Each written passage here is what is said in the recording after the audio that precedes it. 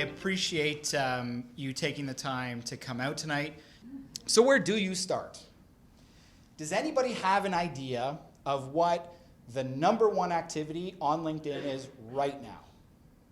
At this very second, what are people doing more than anything else? Guesses? This is where you can actually. Networking. Searching for jobs. Searching for people. Connecting with people, participating in groups, applying for jobs, looking for candidates, right? All sorts of different things. What's the first thing that you did when you walked into this room? Pardon me? You greeted someone. Even before that, before you knew who to greet, you looked around the room. You creeped every single person in this room, right? You looked around and said, who do I know that's here? Is there anyone that I know that's here? Where are the drinks? Where's the washroom? Who's the speaker? Can I go introduce myself and say hi and maybe, ask a question before the presentation? Where's a seat that no one else is so I don't have to worry and have small talk? Or maybe I want to meet someone new and there was someone who I knew was going to be here. I'm going to go right up and introduce myself and talk to them. We creeped each other as soon as we walked into I did that as soon as I walked in. I walked in and I'm like, okay, where do I go now? Who is it that I can talk to let them know that I'm the speaker and I need to get myself situated? Creeping is not creepy. The media tells us it is, but it's not. It's what we do every single day. We just do it subconsciously. It's part of human nature. And one of the things I think that's important to remember, I've said it once already, is that what we do online is really just an extension of what we do in real life.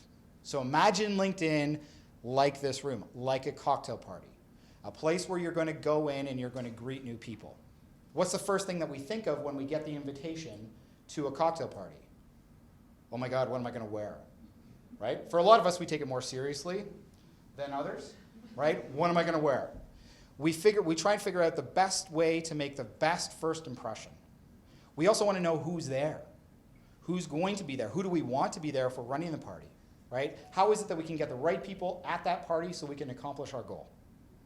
So, this is a little bit of a review for a lot of people, but the network is obviously growing really fast. This number is a number that we update every quarter. There's more than 277 million members worldwide, growing at a rate of more than 2 new members per second, and 41% of our traffic right now is via the mobile device. Very, very important aspect to remember. Remember that if you're typing a note to someone and you're trying to tell them how great you are, you've got to do it on a screen that they can read, right?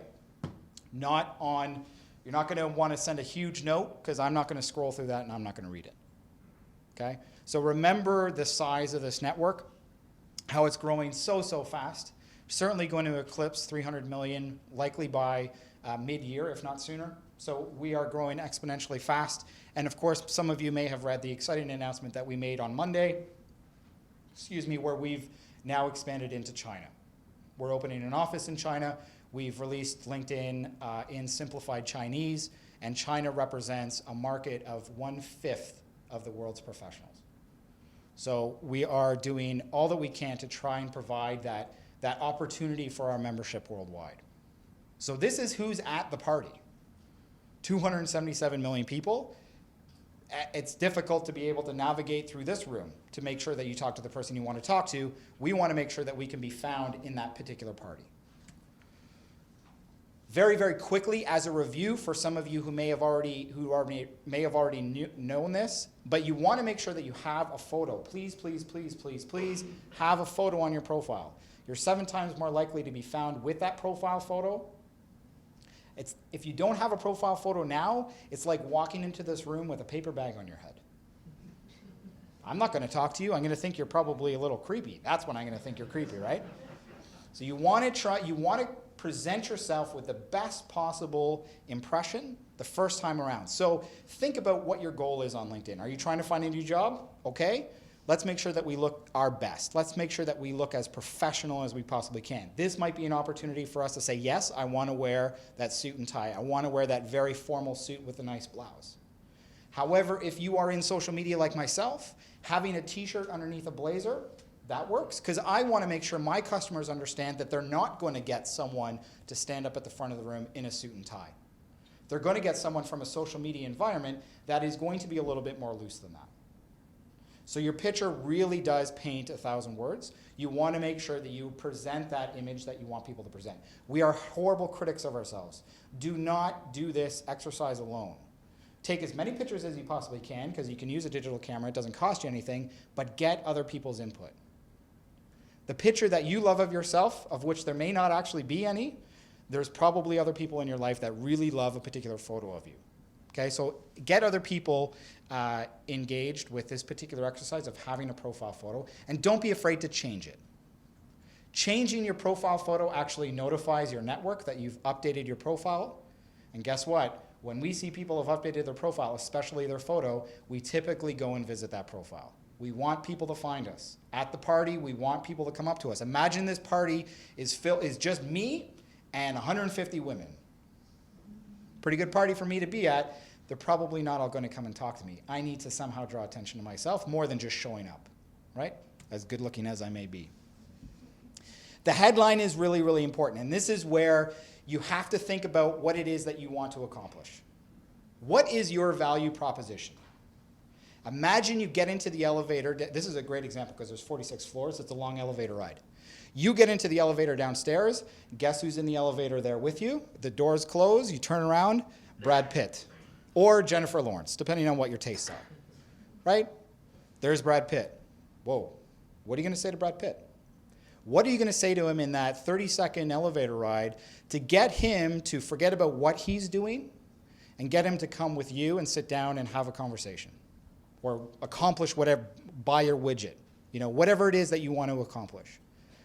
That elevator pitch, literally, is something that requires a little bit of skill in terms of being able to come up with a succinct way to tell somebody what value you provide and what you want to be able to do. It's not easy. It's very much a marketing statement that requires a lot of massaging. And it isn't as simple as just saying, this is what I do and this is where I do it, which is what the default is. Be playful, show some flair, show your personality, but don't be afraid to also be direct. Hey, Brad, I'm a struggling actor and I really want to try and, my next move, I've done a whole bunch of plays, my next move is to land a supporting actor role. Is there anybody that you think I could talk to that can help me get there? Boom. I'm telling him exactly what it is that I want. That's what your headline is going to try and do. Your headline is hopefully the avenue through which you can get people to read the rest of your profile. The first three things that the people are going to see, your photo, your name, and the headline. It's super important, and it shouldn't just be what you do and where you do it. Okay? Your profile is also very, very different from your resume. Right? Your resume is very much a document that's full of bullet points where it's almost like you're just sort of heaving information at somebody, right? You're throwing water balloons at them and hoping that something hits them and they're like, oh, wow, this looks cool. Right? You're just trying to give them as much information as you possibly can in a digestible format that, frankly, recruiters get really tired of reading. If I never see a document with a bullet point on it again, I will live a happy life. Right? The bullet points are what we put on our resume. But they're not full sentences. It doesn't give me any idea of what this person's personality is. And it's always just really generic stuff that, it doesn't excite me anymore. I like the profile because there aren't any rules. How many people here believe that your resume should be 1 page? 2 pages? 5 pages? 1 person? My customers, when I was recruiting in the agency world, wanted to see 5-page resumes. Because they came to me and said, hey, Perry, this is exactly what we want. We would spend a lot of time, figure out what they want, and then I would present candidates to them, and most of the time they would get interviews because I took the time to understand what they wanted. And I needed my candidates to be able to put all of that information in a resume so that we knew that we were bypassing a number of steps because I was doing the first screen. Now, unfortunately, that's not a rule that applies to every single customer. A resume is a marketing document. Unfortunately, it doesn't always work because we don't know who the audience is. Coke has done a lot of research that tells them that the people who drink Coke love polar bears. We don't know who likes our resumes because we don't know who's actually reading them. Every single person who's reading that profile, or that resume, excuse me, is a different person. So all these rules that apply to resumes, unfortunately, sometimes prevent us from being ourselves. Your profile allows you to be yourself a little bit more. There aren't a lot of rules that go along with your profile. It really is an opportunity for you to be able to tell the story about who you are. Weaving in all the different things that you've done in the past, being able to draw upon the transferable skills that are not easily done on a resume, but you can do on a profile. Tell me a story about who you are. I love stories. Everyone has a story. Tell me a story. Use your profile to be able to talk about who you are and what you do, not necessarily about what you do in this little confined box of being a consultant at LinkedIn. If you read my summary statement, there's all sorts of different things about what I've done in my past. The fact that I was a recruiter, an agency recruiter, the fact that I'm passionate about this, that, and the other thing. The fact that I've run 8 marathons in the past, don't judge a book by its cover. All sorts of different things that, I've done as an individual that add to my brand, add to my value. So that when I'm at that cocktail party, I'm not just standing up on a table saying, guess what, everybody, I reduced our budget by 15% and was able to eliminate this many jobs, blah, blah, blah. And at the end of the day, we saved this much money. That's what a resume is. No one's going to pay attention to that guy because it gets drowned out. But when I'm having a one-on-one conversation with Brad Pitt after I've convinced him to come and talk to me, then I can tell him a little bit about who I am. Your profile allows you to do that. Okay, so think about your profile in that way. It's a way for you to be able to tell the story about who you are. But also allow your network to be able to talk about you as well. And this is where recommendations and endorsements can be really, really helpful. Getting other people to come and talk about what you've done for them. Now, when you're talking to Brad, you've also got your partner beside you where they can say, yeah, he did really, really well in this particular area, Brad. Or that play that he acted in, wow, brilliant. Best Macbeth I've ever seen anyone play. That's the power of what an endorsement and a recommendation can do. Now, singularly, a recommendation or an endorsement aren't going to get you a job. They're not going to necessarily get you noticed. But when you start accumulating them over time, when more than 100 people have endorsed you for a particular skill, as a recruiter, I'm like, hey, you know what? This person probably has that skill. But if there's one endorsement for one random skill, I'm not really going to pay attention to that. So don't get hung up onto whether or not a skill that you were endorsed for is one that you actually have or not. It doesn't really matter. It matters when you look at it in terms of the overall picture. The larger scale, the fact that I have 100 endorsements for a particular skill set, that's what really matters. Now, I make this, as I'm going through these presentations and building a presentation for tonight, I imagine that it comes across as sounding as though this is really, really easy. And I don't want to give you the impression that it is. And I have an example that just happened. Actually, to be honest with you, I don't know how recently it happened. But it's one that I like to use better than the other example I've used, which is JP. If you ever want to see an epic fail by a company using social media, look up JP Morgan Chase. They did an experiment recently with having an online chat with their CFO, and it failed miserably because it was the week before they announced that they were paying the U.S. government $13 billion in fines. And so the comments and questions that they received in a public forum weren't exactly all that great.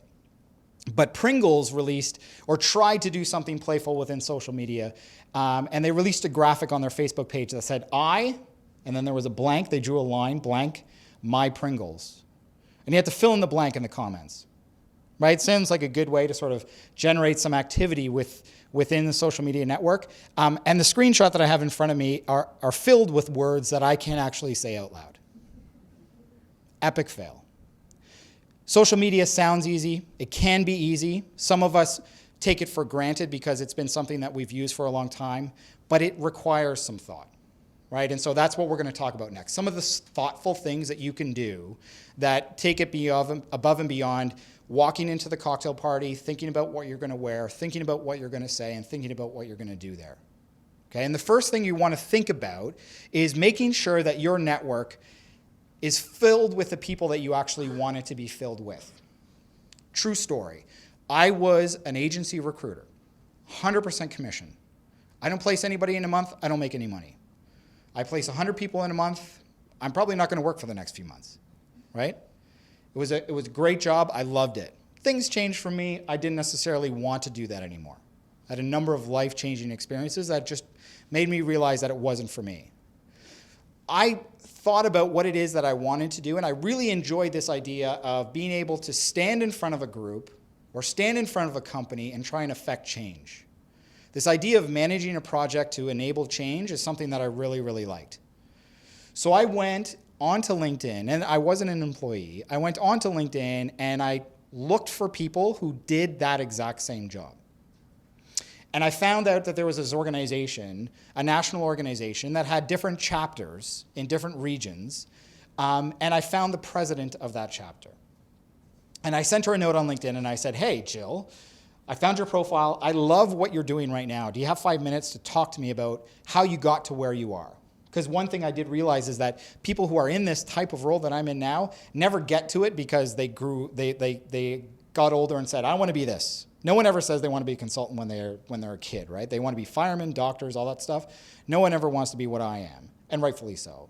But it's also not a position that you go to school and get a degree and there's like a linear transition to go where I am now. So she responded to me literally within a half an hour. And we spoke that afternoon. And she didn't give me 5 minutes, she gave me 45. And she really helped sort of paint a clear picture for me as to some of the things I needed to do, the gaps I needed to fill to get to where I wanted to go. And I have a reminder in my calendar to this day.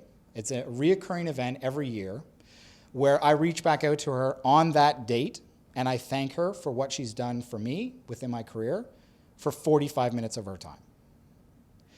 Finding the right people to be at your party is by far, in my estimation, the second most important step to try and figure out where you want to go. The first most important step is figuring out where you want to go. Once you know where you want to go, find people who've already done it. And that's what searching the network is. It's reversing that whole idea that instead of being found, waiting to be found, I'm going to go out and find that person. I'm not going to wait for that chance that I may have to find Brad Pitt in the elevator. I'm going to go find Brad Pitt. Or I'm going to go find somebody who knows Brad and ask for an introduction to get in front of the right person to be able to ask them how they got to where they are. Using keywords to find people who do what you want to do can be really, really helpful because not only do you get to talk to them, but you also get to see what their profiles look like. And now you can start to have your profile take that image as well. Adding in some of the keywords that they're using onto your profile can be really, really helpful. Focusing on the right people and the right amount of people to be at your party is really, really important. It's not about how many people you have there because you want to brag that you have 500 plus connections. It's not the quantity. It's the quality of people who are in that room. You are in a room right now full of people that could help you. They're taking time out of their evening to learn how to network and accelerate their job search online. They want to help. They want to be helped, and one of the best ways to be helped is to offer help. Putting yourself in a position to connect with people that are in the same position as you are can be really, really helpful. So you're full of people right now that you may want to have at your party, but you're also full of people that you may want to have at your party because they know other people who could potentially make a connection there for you.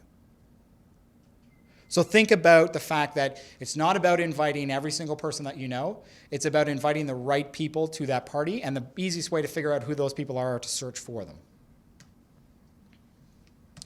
Now, this is one if we were going to open up for questions, people would just be very, very animated in terms of, whoa, endorsements, Perry. What's going on with these endorsements? What do they mean? This is a screenshot from my profile from a few days ago. Of the skills that appear on my profile and the endorsements that appear on my profile. Now, admittedly, I've got a lot of endorsements because I'm an employee of LinkedIn and we had the ability to endorse profiles for months and months and months before it went public because we needed to test it out. But you'll notice that, and I noticed that you noticed because I'm guessing based on the laughter, that there are some skills on here that are probably not necessarily skills that I would highlight as, things that I have in a professional forum, right? General awesomeness. I'm not sure. I really would like to merge general awesomeness and awesomeness together so I can get up to 17 instead of just 9 and 8. Canadian.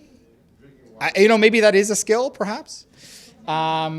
especially when I work with Americans. I think that's all American endorsements that I've received there. The drinking water one, that is funny, but you think about it, hey, you know what, I'm working for an agency that is providing drinking water or ways in which people in Africa or other parts of the world can access drinking water a little bit easier, then it makes sense. But at first blush, you're like, drinking water, what is this guy, crazy? Your total, when you look at the skills, when we sort of eliminate the outliers, you look at the ones that are at the top, right? Recruiting, training. Leadership is nice. I mean, I wouldn't necessarily say I have that so much. Social media, talent management, public speaking. These are things that I do every single day. So the cream rises to the top.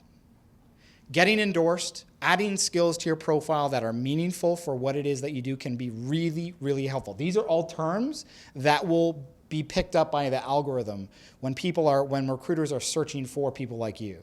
So you want to make sure that your key skills are in this skills area, but they're also littered throughout your profile in different ways as well. So the way in which you can edit this, because if you want to remove, like just say I wanted to get rid of general awesomeness, because I only think I'm super awesome, not just generally awesome, go to the top right-hand corner and click edit, and that will open up the screen the way you have it here, and then click on the manage endorsements. That can allow you to eliminate endorsements. If you just want to remove skills altogether, then you can just go to add or remove. Now, if endorsements are really, really something that you don't like so much, you can actually turn them off altogether. So you don't have to worry about anyone endorsing you. You can sort of feel a little bit better about endorsements just by turning them off completely if it is something that you're worried about. Okay, so you're in full control of your skills and endorsements, but they can be really, really important. Figure out who you want to work for. Figure out who that dream company is. Now, this example here, I've identified what I think is my key skill. I'm a genius. So I typed in genius. I want to see what companies are called genius. And I also want to see what companies are hiring geniuses. Wine Genius seems like a pretty good company to work for. I had no idea they existed. This is live. This is real stuff.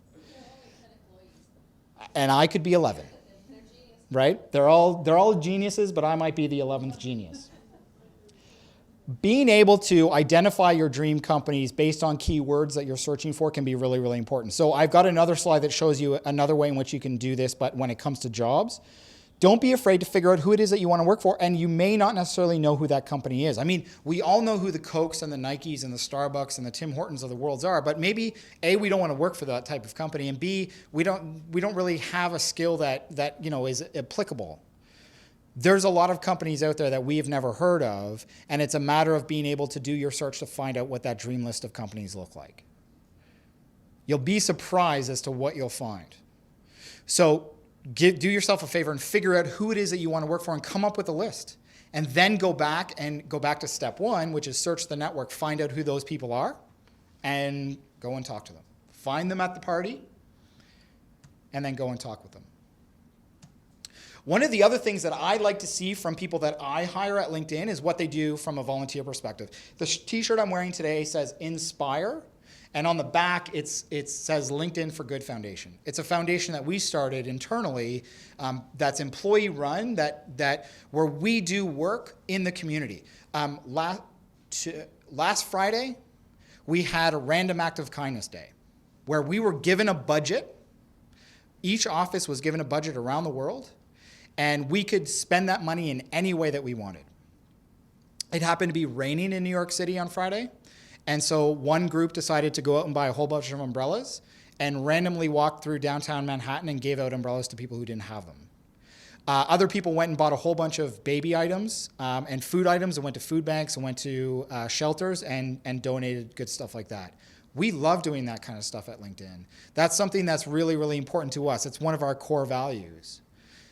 We look for people who have those similar type of values when we're trying to hire. Volunteer experience is so important, Canadians especially. We did a survey last year where we took a look at volunteer experience that's been listed on profiles, and the country with the number one amount of volunteer experience on their member profiles was Canada. There's 9 million members in Canada. At that time, there was 7. And at that time, there was probably 250 million members.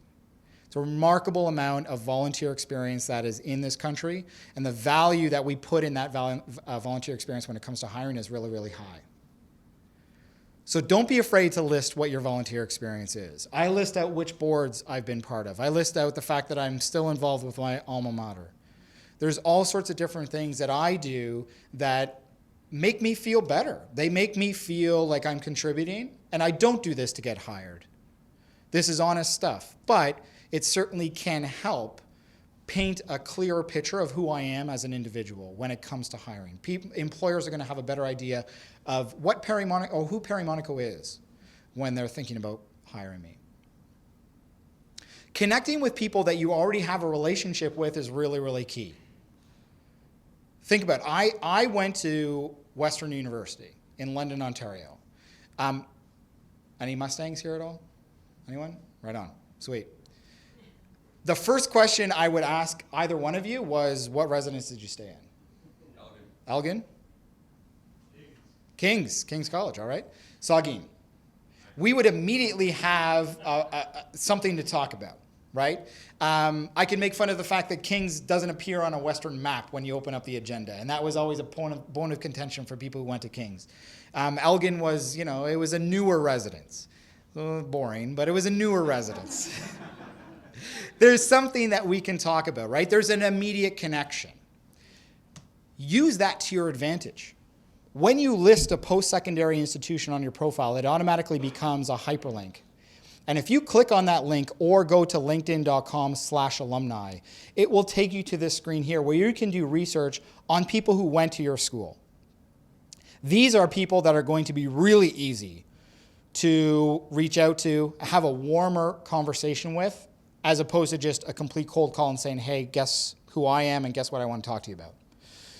This tool allows you to be able to identify dates when people graduated, give you specific stats about where these people are currently located, where they're working, all sorts of different things. But just below that, I sort of teased that there with Carrie and Mark.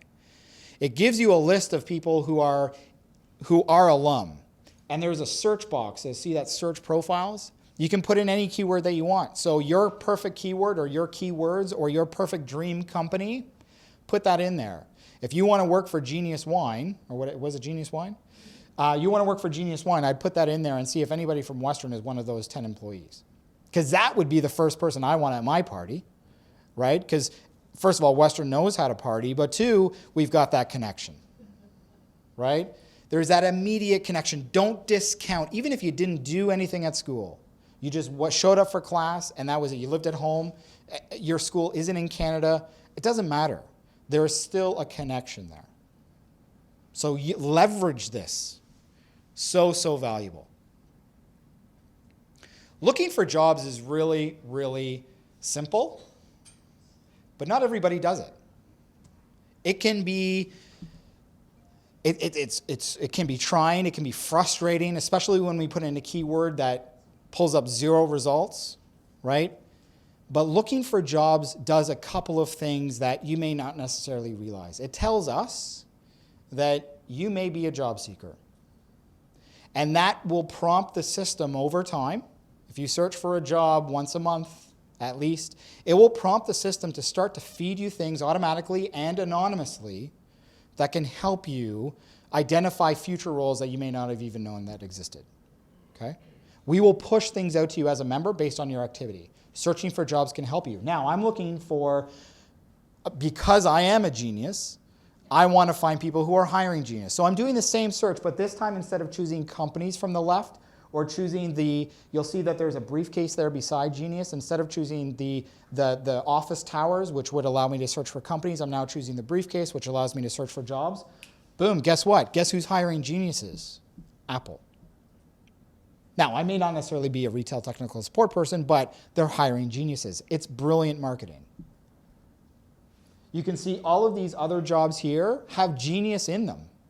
Someone in a credit union in Saskatchewan is hiring genius programmers. Pretty interesting. I'm compelled to see what a company looks like when they say they're looking for somebody who's a genius. Have I found someone who's as arrogant as I am? Maybe there's a match there, right? So think about the idea of the importance of searching for jobs, both what it does for you on the screen right away, but also what it does for you behind the scenes. Okay? It can be really, really valuable.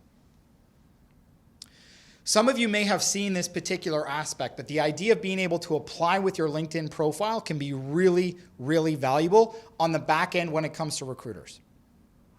Recruiters realize that 80% of the network on LinkedIn are people who are passive candidates. A passive candidate, just to sort of explain what that means, is somebody who is currently employed, isn't necessarily looking for a new job, but would be interested in talking about new opportunities. Frankly, that's probably every single employed person, right? No matter how happy you are, I love my job right now. I love it. In almost 3 years, I've never woken up once and worried about I've worried about what I was going to do that day, but I haven't regretted waking up. I haven't been like, oh, I got to go to work. But if someone were to call me or send me a smart message and say, hey, Perry, we have an opportunity here that we think you might be interested in. Do you want to talk about it? Yeah, I'm talking about it. Because it wouldn't be smart for me not to. I need to know what else is out there, even though I love my job right now. And I say that with my boss in the room, because I think it's important for my employer to also realize that as well. I need to be continually challenged. And so I don't think it's wrong for us to talk to recruiters when we may be happily employed, but it's really important for us to be honest with them as well. Let them know that, hey, you know what, I'm really, really happy. Give me sort of the Coles Notes version here, but I also need to be able to tell you what I'm looking for too, because what I'm not going to do is tell you why I'm picking up your call. There's only one reason why I would leave LinkedIn right now, other than winning the lottery or something. And that's if LinkedIn would open up, or a company would open up an office who does what I do and what LinkedIn does, that's located in Oshawa, Ontario, because that's where I live. And the commute really sucks. If I can get back those 3 hours a day in my life, I'm moving right now. The likelihood of that happening, I know, is really, really slim. But I want to be able to make the process easy for someone like myself to be able to apply for a job without having to go through this big, long process. Because I'm not going to go through that process. So companies will prompt you on LinkedIn to apply with your LinkedIn profile. When are we going to take advantage of this? When we've taken the time to make sure that we look sharp, right? Our profile is what we want to present. It's that impression that we want to deliver. But this is a super simple process for us to apply to a job by using our LinkedIn profile. So there's a job here at McDonald's that allows me to click the blue button that was in the background, and instead of taking me to the McDonald's website to apply, it pops up my LinkedIn profile. Instead of now having to take 20 minutes, 30 minutes, 45 minutes to figure out how to upload a resume and change my resume and blah, blah, blah, I can just do it right here. I update my profile at the same time, live and in living color, or if my profile looks the way I want it to look, all I have to do is click submit at the bottom. If I wanted to, I could upload a resume and cover letter in addition to what my profile says, but frankly, if it doesn't say it in my profile, my resume shouldn't be any different, right? It should say the same thing, if not more, on my profile, because I'm not confined to that 2-page limit. So take advantage of this. It also shows you that companies get social media and they're being really, really smart. That may influence your decision to actually want to work with them. Save your searches. I do this right now. I only have one job that's saved at CIBC. No, he was from Scotia. And I've got 2 saved searches that I run every single day. I just told you that I love my job. But it's important for me to know what else is out there. I'm not looking for this to find out what opportunities are for me. I'm looking for this to see what other companies are doing to hire other people like me, because I may want to investigate their people, right, and bring them over to LinkedIn. That's besides the point.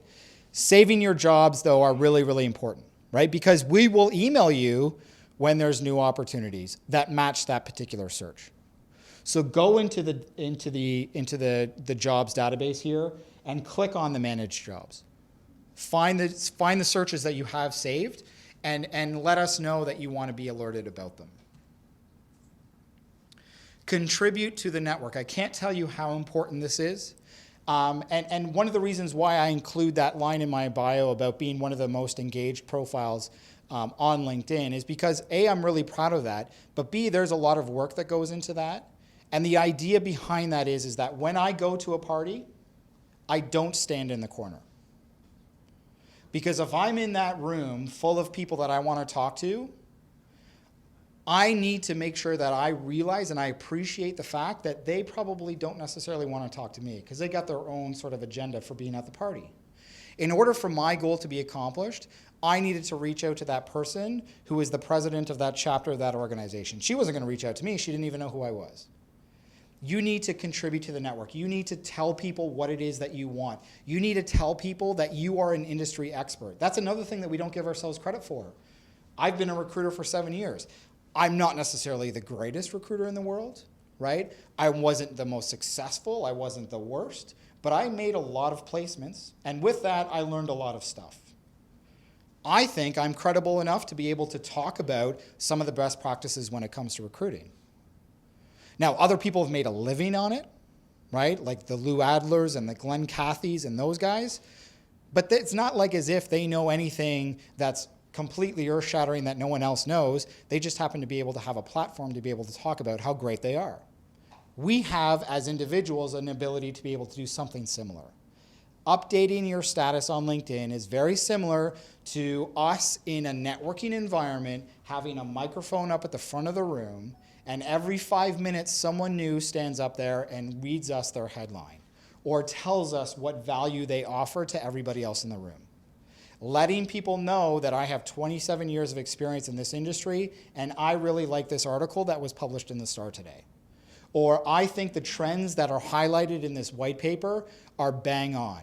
Or I disagree with them and this is what we need to do to alter some of the direction that they're talking about here. Sharing information with the network is really what LinkedIn's all about. The ability for us to be able to connect with people and engage with people is important. So contribute to the network. This is a screenshot from the top left-hand corner of linkedin.com as soon as you log in. So you can share this to your network. You can share this to Twitter, wherever you want. My last status update was the fact that I was coming here tonight, and I was excited to speak. Take a look at who's viewed your profile. Right? We had this, someone alluded to a conversation over here about this idea of creeping each other out and having a game about it. It really is a game. We do this in person all the time as well. Imagine you're at a party that's full of singles. You're a little shy, a little reserved. I think a lot of us are. What's one way to grab the attention of the person that you're interested in? Sort of look at them, look away, look at them, look away. Oh, there she goes. Oh, yeah, hey. Look away. Pretend like, oh, okay, yeah. Oh, you're looking at me now. Okay, hey. Now, hey, you know what? Maybe we can go and talk to each other. Because now there's a little bit of a connection, right? I've given you a little bit of a smile, perhaps. Oh, like, oh, nice smile, right? We can do this all the time on LinkedIn as well. One of the ways in which recruiters get your attention is they look at your profile. They may not necessarily send you a message, but that's the way in which they're sort of saying, hey, how you doing? It's up to you then to reciprocate. Sometimes people reciprocate by saying, hey, I noticed you were looking at my profile. Can I help you out with anything? Recruiters love that. Because then this is a way that you've tipped them off, that you're gainfully employed, but you're interested in having a conversation, which makes our job as recruiters a lot easier. Or maybe you don't want to be that direct. Maybe you just want to look at their profile. You look at them, give them a little smile. Smart recruiters are smart enough to know, hey, I was looking at her profile or his profile yesterday. Now they're looking at me. There's my opening. Hey, Mr. or Mrs. Candidate, I noticed that you're looking at my profile. Is there anything I can do to help you? So use the who's viewed your profile to be able to figure out who's looking at it, where are they coming from, what industries are they coming from, are they the right industries that you're trying to target, are they recruiters, not recruiters, and then play the game. And by playing the game, I don't mean to make it seem as though it is a game. It's something that we do in real life, right? It is somewhat playful, but it's also real. It is a real thing that we do. Don't get hung up on the idea that it's a dating analogy. right? It's something that we really do. It can be really, really difficult for us to go and talk to somebody. But if we feel as though they're interested in us, it makes it a lot easier for us to go and talk to them. The last thing I'll talk about, I believe this is the last thing, and I'm right at time, is the jobs you might be interested in widget. This appears on the bottom right-hand corner of the screen when you look at LinkedIn.com. And this is what we call this internally JIMBY. We love acronyms, and so jobs you might be interested in, someone decided that we're going to call this JIMBY. This works best when you've presented yourself in the way in which you want to make that first impression. There's nothing magical happening here. There's not people that are actually doing these matching, it's algorithms. So if you have a skeleton profile, these matches are not going to work well. When you have a full and complete profile and a very clear definition of what you want to achieve, the jobs that are delivered here are accurate ones. So this is real life. From my profile. Talent acquisition manager, been there, done that. Account executive, talent solutions at LinkedIn. I've been a salesperson, I could do that. Program director, not entirely sure what that is. I've run programs, I'd probably click on it and see what it is because the first two worked. Bang on in terms of job titles. Program director might need a better job title. Click health, whoever they are. This works really, really well. I can make it work even better. See the see more? Click on see more. This will allow you to answer 3 questions to us about what you want to see in this JIMBY in the future. Where do you want to work? So I listed out some of the locations that I want to work in, right? Toronto, San Fran, London, and Sydney. Why not? What size of the company do I want to work for? Do I want to work for a big company, small company? Do I care? And then what industries am I interested in? Once I save this and tell the system that this is what I want JIMBY to generate, that will change what appears there. So now it's going to take everything that's in my profile plus these 3 different attributes, and every single time I refresh that screen, it's going to load up more particular jobs for me. Take advantage of JIMBY. Customers love this. Customers pay to be here. And so this is an opportunity for you to be able to take advantage of this. The last thing I can't stress enough, and then I promise you I'm done, Fernando, is leave the office. Leave your room, leave your house, leave wherever it is that you're doing all of this activity. As much as this virtual cocktail party, I think, is great, and I think has changed my life, and hopefully it can do something to assist yours, nothing will ever, ever, ever replace human interaction. Lavalife works because they provide the ability for people to make introductions, but you've got to close the deal. You've got to go on the date. That's the hard part. The only way you're going to be able to go on the date is if you leave the office. So all of the things that we talked about today, about making that right first impression, about looking for the right people to talk to, about looking for jobs, are things that you should already be doing. This is a way to be able to do that same type of activity in a virtual world so that you're hitting on all cylinders, that you're able to take advantage of this world, the human world, but also the human world where we live in bits and bytes. Now we're really networking like professionals. Now we're doing everything that we possibly can to be able to find that next step in our career. You can go here and get more information, learn.linkedin.com, or you can reach out to me. So with that, thank you very much.